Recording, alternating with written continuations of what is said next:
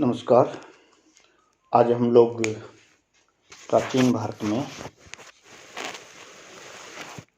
सिंधु सभ्यता के बारे में चर्चा करेंगे। विषय होगा सिंधु सभ्यता वर्तमान परिप्रेक्ष्य में प्रासंगिकता। देखिए, जब भी सिंधु सभ्यता का नाम आता है तो हम लोगों को हड़प्पा, मोहनजोदड़ो, कलिबंगा, इन नगरों की स्थापत्य कला और इन नगरों की नगर नियोजन की बात ध्यान में आती है। मैं यहाँ थोड़ा सा ट्रेंड से हट के हम आज कब खोजा गया, कब उत्खनन हुआ, किसने करवाया, क्या मिला, उस पर बात नहीं करेंगे। आज हम लोग बात करेंगे कि हड़प्पा सभ्यता के पुरास्थलों से प्राप्त सामग्री के आधार बनाकर ये देखना है कि वर्तमान में उन पुरावशेषों की प्रासंगिकता भारत में है या नहीं है। तो मैं अपनी बात यहाँ से प्रारंभ करूँगा। सिंधु सभ्यता या हड़प्पा सभ्यता की नगर निर्माण योजना कई मायने में आधुनिक नगर निगम, नगर परिषद या नगरपालिका व्यवस्था को बताता है।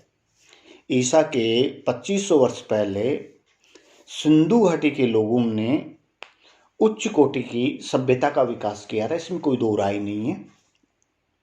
और आधुनिक इतिहासकार भी ये मानते हैं कि सिंधु सभ्यता के नगर निर्माण की तुलना वर्तमान लंकाशायर या भारत का चंडीगढ़ शहर जो है उससे की जा सकती है।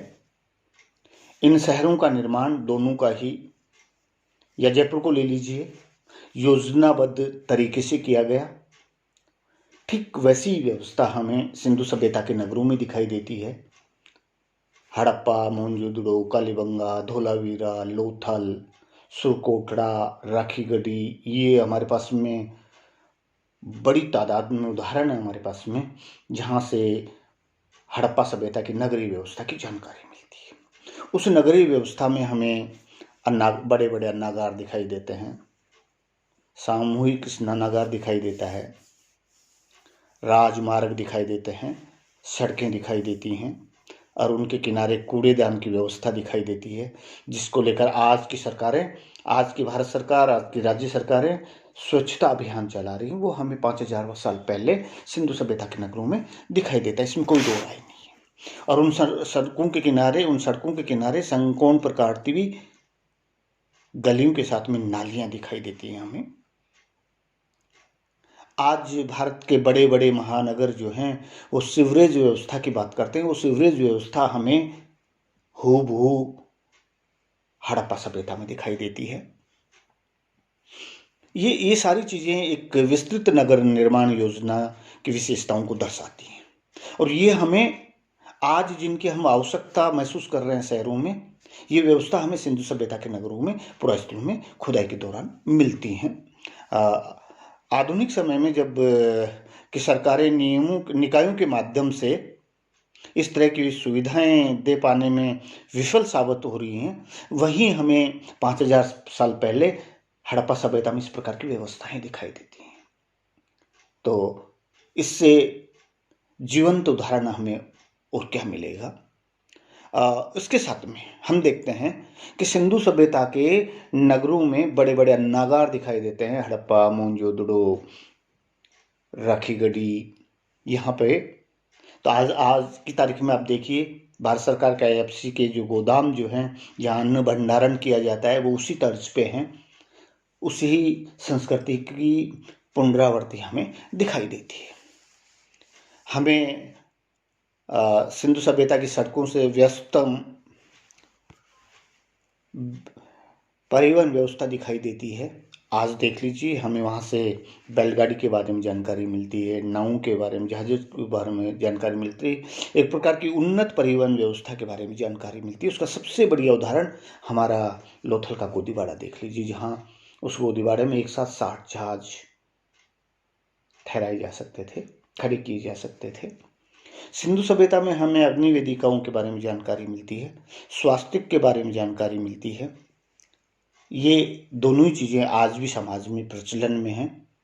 हर मांगलिक कार्य में स्वास्तिक को पहले लगाया जाता है। ये परंपरा हम वहीं से लेके आए हैं। अग्नि वेदिका को देख लीजिए, अग्नि को आज भी पवित्र माना जाता है, उस जमाने में भी पवित्र माना जाता था। पशु बलि के साक्ष्य वहां भी मिलते हैं और वो निरंतर आज भी समाज में किसी न किसी रूप में आज भी बनी हुई है। आभूषण को ले लीजिए, सिंदूर की व्यवस्था को ले लीजिए, महिलाओं में सिंदूर, लिपस्टिक को ले लीजिए, यहाँ तक कि हम जो आज नमस्ते करते हैं, हाथ जोड़ के जो नमस्ते जो की जाती है, ये भी हमने सिंधु सभ्यता से लिया है। महिलाओं के द्वारा मांग जो भरी जाती है, ये भी हमने सिंधु सभ्यता से सीखा है। इसके साथ में ही पशुपति की अगर बात करें तो वो भी हमने वहीं पे सबसे पहले दर्शन किए हैं। विकसित भारतीय संस्कृति के विभिन्न पक्षों पर सिंधु सभ्यता का गंभीर प्रभाव पड़ा, इसमें कोई दो राय नहीं है। हम आज की तारीख में भी सिंधु सभ्यता की व्यवस्थाओं को अपने जीवन में निभा रहे हैं, अपने जीवन में काम ले रहे हैं। चाहे वो धार्मिक पक्ष हो, चाहे वो भौतिक पक्ष हो, सभी जगह हम उसी व्यवस्था पर कायम हैं। भौतिक पक्ष में अगर हम बात करें तो जो है आर्थिक संगठन की बात कर लें, गृह एवं दुर्ग निर्माण की बात कर लें, शिल्पकला की बात कर लें, रहन सहन के क्षेत्रों में परंपराएं आज भी जीवंत दृष्टिगोचर होती हुई हमें दिखाई देती हैं। जो गेहूं, धान तथा कपास आदि की कृषि हमने वहीं से सीखी है, वहीं से प्रारंभ हुआ। गाय, बैल, भैंस, भेड़, बकरी आदि पशुओं का पालन भी हमने वहीं से सीखा है। हल और बैलगाड़ियां, नाव का चलन भी हमने वहीं से लिया है।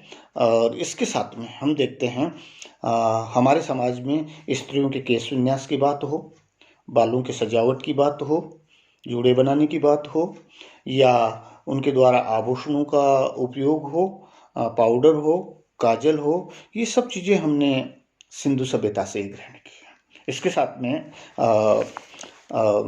हमने देखा कि जो गेहूं, धान, कपास की खेती तो बनावली, राखीगढ़ी, हड़प्पा से हमें हल्के खिलौने मिलते हैं।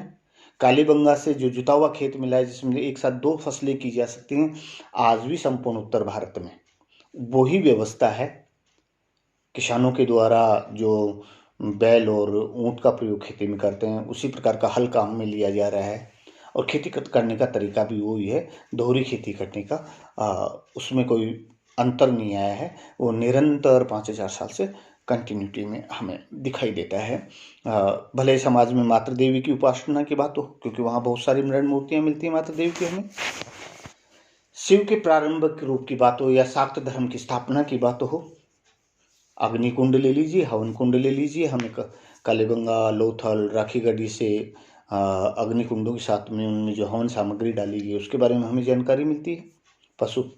पशुपति शिव को तो मार्शल ने कहा ही जो है, शिव का प्राक रूप बताया उन्होंने।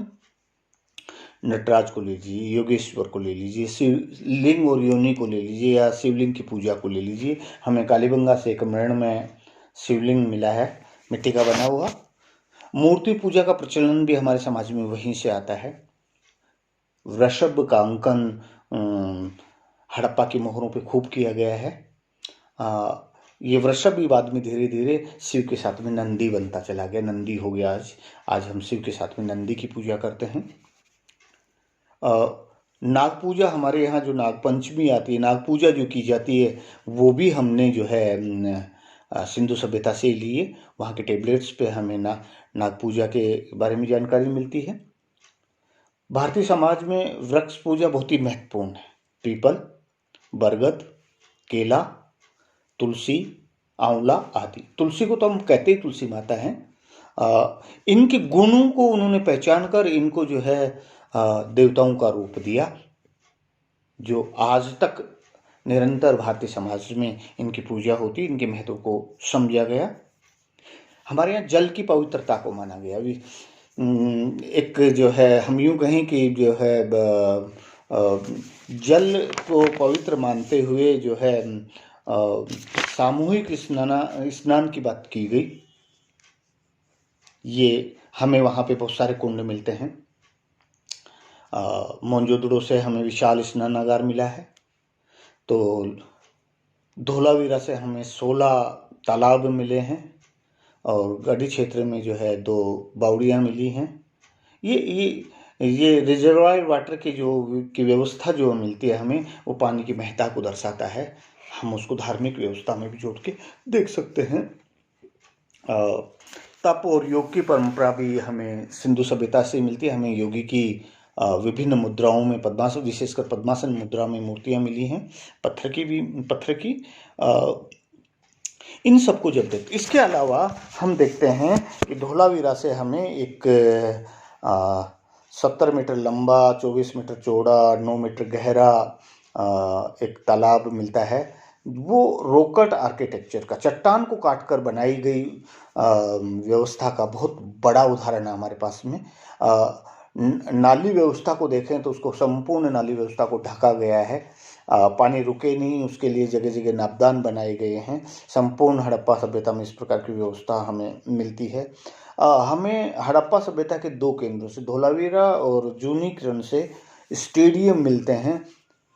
जो आज आधुनिक युग में जो स्टेडियम जो बनाए जा रहे हैं, ठीक वैसा ही स्टेडियम हमें 5000 साल पहले धोलावीरा में दिखाई देता है, जूनीकरण में दिखाई देता है।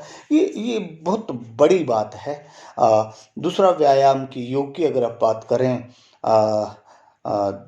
तो हमें स्टेडियम में बाकायदा जो है ट्रैक बने हुए मिले हैं, जहाँ पे लोगों को वर्जिश कराई जाती थी, कसरत कराई, दौड़ करवाई जाती थी। इस प्रकार के हमें व्यवस्थाएं मिलती हैं।